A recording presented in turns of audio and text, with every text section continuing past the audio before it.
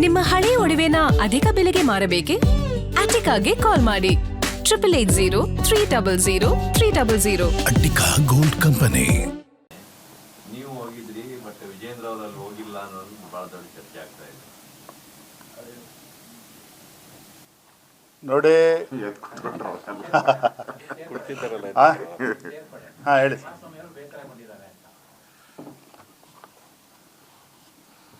JDS ನಡೆಸಿದಂಥ ಪಾದಯಾತ್ರೆ ಬಗ್ಗೆ ನಾನು ಸಾಮಾಜಿಕ ಜಾಲತಾಣದಲ್ಲೂ ಕೂಡ ನಾನು ನೋಡಿದ್ದೇನೆ, ಪತ್ರಿಕೆಗಳಲ್ಲಿ ದೃಶ್ಯ ಮಾಧ್ಯಮಗಳಲ್ಲೂ ಕೂಡ ನಾನು ನೋಡಿದ್ದೇನೆ.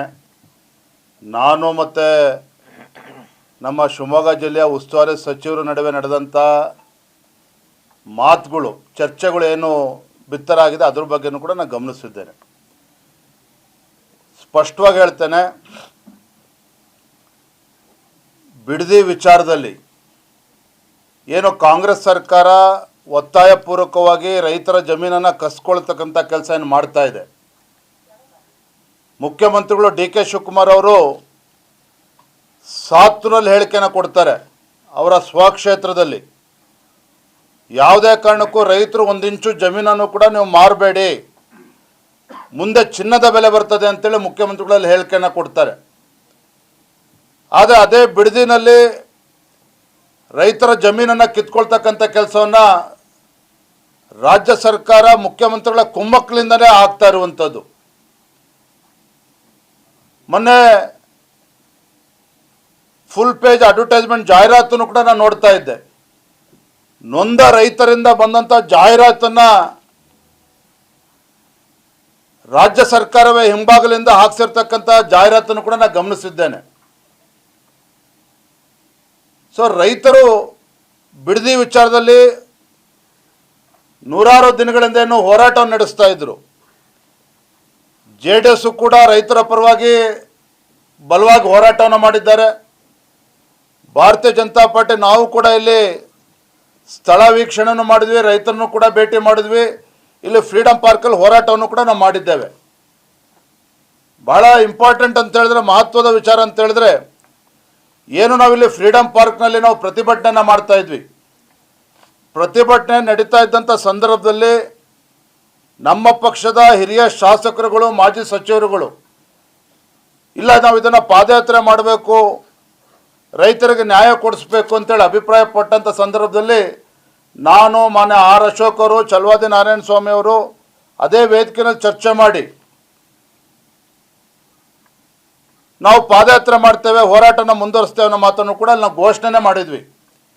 ದಿನಾಂಕವನ್ನು ಯಾಕೆ ಘೋಷಣೆ ಮಾಡಲಿಲ್ಲ ಅಂತ ಹೇಳಿದ್ರೆ, JDS ಜೊತೆಯಲ್ಲಿ, ಕುಮಾರಸ್ವಾಮಿ ಅವ್ರ ಜೊತೆಯಲ್ಲಿ, ಮುಖಂಡರ ಜೊತೆಯಲ್ಲಿ ಮಾತನಾಡಿ ಆಮೇಲೆ ದಿನಾಂಕವನ್ನು ಘೋಷಣೆ ಮಾಡಬೇಕು ಅಂತೇಳಿ ನಾವು ಅದನ್ನು ದಿನಾಂಕವನ್ನು ಘೋಷಣೆ ಮಾಡಲಿಲ್ಲ.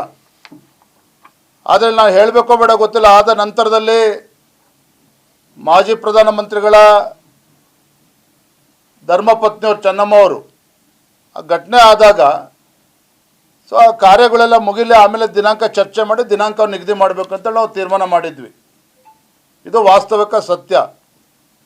ಮತ್ತು ಮಾನ್ಯ ಕುಮಾರಸ್ವಾಮಿ ಅವರೇ, HD ಕುಮಾರಸ್ವಾಮಿ ಅವರು, ನಮ್ಮ ಕೇಂದ್ರದ ಸಚಿವರು ನನಗೆ ದೂರವಾಣಿ ಕರೆ ಮಾಡಿದರು. 11ನೇ ದಿನದ ಕಾರ್ಯ ತಾವು ಬರಬೇಕು ಅಂತೇಳಿ ಫೋನ್ ಮಾಡಿದಾಗ ನಾನೇ ಸ್ವತಃ ಕುಮಾರಸ್ವಾಮಿ ಅವರಿಗೆ ಆ ಸಂದರ್ಭದಲ್ಲಿ ಹೇಳಿದ್ದೇನೆ, ಕುಮಾರಸ್ವಾಮಿ ಅವರೇ ದಯವಿಟ್ಟು ಕಾರ್ಯ ಎಲ್ಲ ಮುಗಿಸ್ಕೊಳ್ಳಿ, ಪಾದಯಾತ್ರೆ ಬಗ್ಗೆ ನಮ್ದು ಯಾವುದೇ ರೀತಿ ಗೊಂದಲ ಇಲ್ಲ, BJP JDS ನಾವು ಒಟ್ಟಾಗೆ ಪಾದಯಾತ್ರೆ ಮಾಡೋಣ, ಯಾವುದೇ ರೀತಿ ನಮ್ಮದು ಗೊಂದಲ ಏನಿಲ್ಲ, ನಾವು ಸಂಪೂರ್ಣವಾಗಿ ಬೆಂಬಲನ ಕೊಡ್ತೇವೆ ಅನ್ನೋ ಮಾತನ್ನು ನಾನೇ ಸ್ವತಃ ಕುಮಾರಸ್ವಾಮಿಗೂ ಕೂಡ ಹೇಳಿದ್ದೇನೆ ಅವತ್ತೇ. ಆದರೆ ಕಾರ್ಯ ಮುಗಿದ 1 ದಿನ ಆದಮೇಲೆ ನಿಖಿಲ್ ಕುಮಾರಸ್ವಾಮಿ ಅವರು ದಿನಾಂಕವನ್ನು ಕೂಡ ಘೋಷಣೆ ಮಾಡಿದ್ರು. ತಮ್ಮ ನೇತೃತ್ವದಲ್ಲಿ 3 ದಿನಗಳ ಪಾದಯಾತ್ರೆ ಅಂತೇಳಿ ಘೋಷಣೆ ಮಾಡಿದ್ರು. ಅದಕ್ಕೂ ನಮ್ಮದೇನು ತಕರಾರು ಇರಲಿಲ್ಲ. ನಮ್ಮ ಭಾಜಪದ ಕೋರ್ ಕಮಿಟಿನಲ್ಲಿ ಮಾನ್ಯ ಅಶೋಕ್ ಅವರು ಇದ್ದರು, ಚಲವಾದಿ ನಾರಾಯಣ ಸ್ವಾಮಿ ಇದ್ದರು, ನಮ್ಮ ಪಕ್ಷದೆಲ್ಲ ಹಿರಿಯ ನಾಯಕರು ಇದ್ದಂಥ ಕೋರ್ ಕಮಿಟಿನಲ್ಲಿ ಚರ್ಚೆ ಮಾಡಿ ಈಗಾಗಲೇ ನಿಖಿಲ್ ಕುಮಾರಸ್ವಾಮಿ ಅವರು ಅವರ ನೇತೃತ್ವದಲ್ಲಿ ಪಾದಯಾತ್ರೆ ಅಂತೇಳಿ ಘೋಷಣೆ ಮಾಡಿದ್ದಾರೆ. ನಾವು ಸಾಂಕೇತಿಕವಾಗಿ ಇದಕ್ಕೆ ಬೆಂಬಲವನ್ನು ಕೊಡೋಣ, ಸದನದ ಒಳಗಡೆ ನಾವು ಹೋರಾಟ ಮಾಡೋಣ, BJP JDS ಒಟ್ಟಿಗೆ ಅನ್ನೋ ನಿರ್ಧಾರವನ್ನು ಕೋರ್ ಕಮಿಟಿಲಿ ನಾವು ತೆಗೆದುಕೊಂಡಿದ್ದೇವೆ. ಕೋರ್ ಕಮಿಟಿ ತೀರ್ಮಾನದ ನಂತರದಲ್ಲಿ ಮಾನ್ಯ ಆರ್ ಅಶೋಕ್ ಅವರು HD ಕುಮಾರಸ್ವಾಮಿ ಅವರನ್ನು ಭೇಟಿ ಮಾಡಿ ನಾವು ಇದಕ್ಕೆ ಸಾಂಕೇತಿಕವಾದಂಥ ಬೆಂಬಲ ಕೊಡ್ತೇವೆ ಅಂತೇಳಿ ಅಲ್ಲಿ ಘೋಷಣೆಯನ್ನು ಕೂಡ ಮಾಡಿದ್ದಾರೆ. ಅದ್ರ ಮಾರನೇ ದಿನ ಮಾನ್ಯ ಅಶೋಕ್ ಅವರು ಕೂಡ ಅಲ್ಲಿ ಹೋರಾಟಕ್ಕೆ ಹೋಗಿ ಬಂದಿದ್ದಾರೆ. ನಾನು ಹೋಗದಿರೋಕ್ಕೆ ಕಾರಣ ಬೇರೇನು ರಾಜಕೀಯ ಕಾರಣನಲ್ಲ ಅಥವಾ ಅವ್ರಿಗೆ ಬೆಂಬಲ ಕೊಡಬಾರ್ದು ಅಂತಲ್ಲ. ಒಂದು ಸಲ ಪಕ್ಷ ಕೋರ್ ಕಮಿಟಿನಲ್ಲಿ ಅಧಿಕೃತವಾಗಿ ಒಂದು ನಿರ್ಣಯ ಮಾಡಿದ ಮೇಲೆ, ಸಾಂಕೇತಿಕವಾಗಿ ನಾವು ಬೆಂಬಲ ಕೊಡಬೇಕು ಅಂತೇಳಿ ನಿರ್ಧಾರ ಮಾಡಿದ ಮೇಲೆ ಅಶೋಕ್ ಅವರು ಕೂಡ ಹೋಗಿರುವಂಥದ್ದು. ನಾನು ಪೂರ್ವ ನಿಯೋಜಿತ ಕಾರ್ಯಕ್ರಮ ನಮ್ಮ ಶಿಕಾರಿಪುರದಲ್ಲಿ ಅಂಬ್ಳಿಗೊಳ ಜಲಾಶಯದಲ್ಲಿ ಅವತ್ತು ಬಾಗಿಣ ಅರ್ಪಿಸಲೇಬೇಕಾದಂಥ ಕಾರ್ಯಕ್ರಮ ಮತ್ತು ಉಸ್ತುವಾರಿ ಸಚಿವರು ಬರದ ವಿಚಾರದಲ್ಲಿ ಅವ್ರ ಭೇಟಿನೂ ಕೂಡ ಇತ್ತು. ಹಾಗಾಗಿ ಅನಿವಾರ್ಯವಾಗಿ ನಾವು ಹೋಗೋದಕ್ಕೆ ಸಾಧ್ಯ ಆಗಲಿಲ್ಲ. ಅದು ಬಿಟ್ಟರೆ ಬೇರೆ ಏನೂ ಕಾರಣ ಇಲ್ಲ.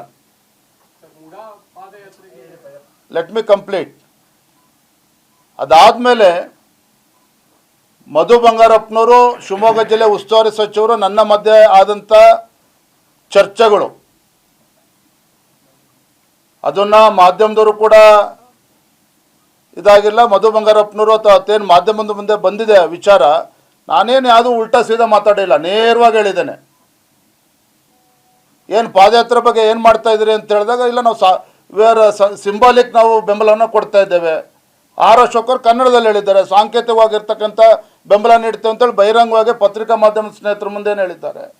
ನಾನು ಅದನ್ನು ಸಿಂಬಾಲಿಕ್ಕಾಗಿ ನಾವು ಸಪೋರ್ಟ್ ಮಾಡ್ತಾ ಇದ್ದೇವೆ ಅನ್ನೋ ಮಾತನ್ನು ಹೇಳಿದ್ದೇನೆ. ಇಂಗ್ಲೀಷು ಕನ್ನಡ ಅಷ್ಟೇ.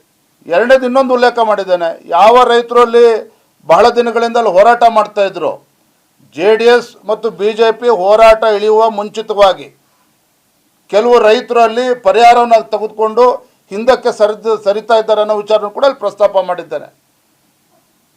Coming back to JDS padayatra, core committee ಆಗಲಿ ಅಶೋಕ್ ಅವರಾಗಲಿ ನಾನಾಗಲಿ ಸಾಂಕೇತಿಕವಾಗಿ ಬೆಂಬಲ ಕೊಡ್ತಾ ಇದ್ದೇವೆ, ಸಿಂಬಾಲಿಕ್ ಆಗಿ ನಾವು ಬೆಂಬಲ ಕೊಡ್ತಾ ಇದ್ದೇವೆ ಅಂತ ಹೇಳಿದ್ರೆ JDS ಹೋರಾಟಕ್ಕೆ ಸಾಂಕೇತಿಕವಾಗಿ ಬೆಂಬಲ ಕೊಡ್ತಾ ಇದ್ದೇವೆ ಅನ್ನುವ ಅರ್ಥ ವಿನ ಹೋರಾಟಕ್ಕೆ ಸಾಂಕೇತಿಕ ಅಂತಲ್ಲ. ಹೋರಾಟನೇ. ರೈತರಿಗೆ ಅನ್ಯಾಯ ಆಗಿದೆ, ಖಂಡಿತ ಅನ್ಯಾಯ ಆಗಿದೆ. ರೈತರಿಗೆ ಬೀದಿ ತರ್ತಕ್ಕಂಥ ಕೆಲಸ ಕಾಂಗ್ರೆಸ್ ಸರ್ಕಾರ ಮಾಡ್ತಾ ಇದೆ, ಖಂಡಿತ ಮಾಡ್ತಾ ಇದೆ. ಯಾರೋ ರೈತರು ಜಮೀನು ಕೊಡೋದಕ್ಕೆ ತಯಾರಿರಲಿಲ್ವೋ ಅವ್ರ ಮೇಲೆ ಗುಂಡಾಗರ್ದಿ ಮಾಡಿ ಒತ್ತಾಯಪೂರ್ವಕವಾಗಿ ಜಮೀನನ್ನು ಕಸ್ಕೊಳ್ತಕ್ಕಂಥ ಕೆಲಸ ಕಾಂಗ್ರೆಸ್ ಸರ್ಕಾರ ಮಾಡ್ತಿಲ್ವಾ? 100% ಮಾಡ್ತಾ ಇದೆ. ಹಾಗಾಗಿ ಹೋರಾಟದ ವಿಚಾರದಲ್ಲಿ ರೈತರಿಗೇನು ಅನ್ಯಾಯ ಆಗ್ತಾ ಇದೆ ಅದ್ರ ಬಗ್ಗೆ ನಾನು ಎಲ್ಲೂ ಕೂಡ ಅದ್ರ ಬಗ್ಗೆ ನಾನು ಎಲ್ಲೂ ಕೂಡ ಪ್ರಸ್ತಾಪ ಮಾಡಿಲ್ಲ. ಖಂಡಿತ ಸರ್ಕಾರ ಬಿಡದಿ ವಿಚಾರದಲ್ಲಿ ಮುಖ್ಯಮಂತ್ರಿಗಳು ದ್ವಂದ್ವ ನಿಲುವನ್ನು ಪ್ರದರ್ಶನ ಮಾಡ್ತಾ ಇದ್ದಾರೆ. 700 ರೈತರ ಜಮೀನನ್ನು ರಕ್ಷಣೆ ಮಾಡಕ್ಕೆ ಹೋಗ್ತಾರೆ, ಬಿಡದಿನಲ್ಲಿ ರೈತರ ಜಮೀನನ್ನು ಕಸ್ಕೊಳ್ಳೋದಕ್ಕೆ ಹೊರಟಿದ್ದಾರೆ. ಹಾಗಾಗಿ JDS ಪಾದಯಾತ್ರೆಯನ್ನು ಮಾಡಿದ್ದಾರೆ. ನಿಖಿಲ್ ಕುಮಾರಸ್ವಾಮಿ ಅವರ ನೇತೃತ್ವದಲ್ಲಿ ಭಾರತೀಯ ಜನತಾ ಪಾರ್ಟಿಯಿಂದ ಯಾವುದೇ ರೀತಿ ಗೊಂದಲ ಇಲ್ಲ, ಸಂಪೂರ್ಣ ನಾವು ಬೆಂಬಲ ಅಂತೇಳಿ ಹೇಳಿದ್ದೇವೆ. Even today we stand by our statement. ಆದರೆ ಶಿಕಾರಿಪುರದಲ್ಲಿ ನಡೆದಂಥ ಚರ್ಚೆ ಬೇರೆ ಬೇರೆ ರೀತಿ ಅರ್ಥ ಕಲ್ಪಿಸ್ತಕ್ಕಂಥ ಪ್ರಯತ್ನ, ಷಡ್ಯಂತ್ರ, ಕುತಂತ್ರ ಆಗಿದೆ ವಿನ ಅದರಲ್ಲೇನು ಬೇರೆ ಏನೂ ಇಲ್ಲ.